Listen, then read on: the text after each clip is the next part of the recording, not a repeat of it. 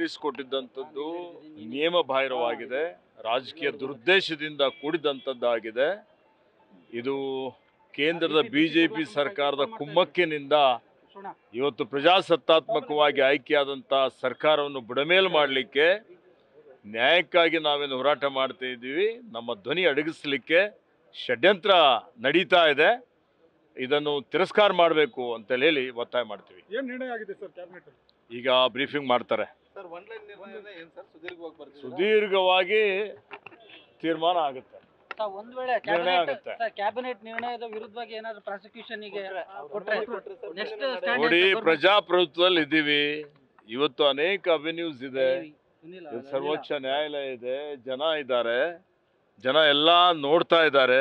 ಏನೂ ಇಲ್ಲದೆ, ಯಾವುದೇ ಹುರುಳಿಲ್ಲದೆ ಇವತ್ತು ಈ ರೀತಿಯಲ್ಲಿ ನೋಟಿಸ್ ಕೊಡುವಂಥದ್ದು ಇದು ಯಾವುದೇ ಕಾನೂನುಬದ್ಧವಾಗಿಯೂ ಇದು ಸ್ಟ್ಯಾಂಡ್ ಆಗೋದಿಲ್ಲ.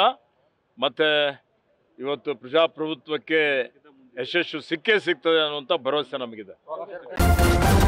ನ್ಯೂಸ್ ಫಸ್ಟ್ ನಿರ್ಭೀತಿಯಿಂದ ನಿಮ್ಮ ಪರವಾಗಿ.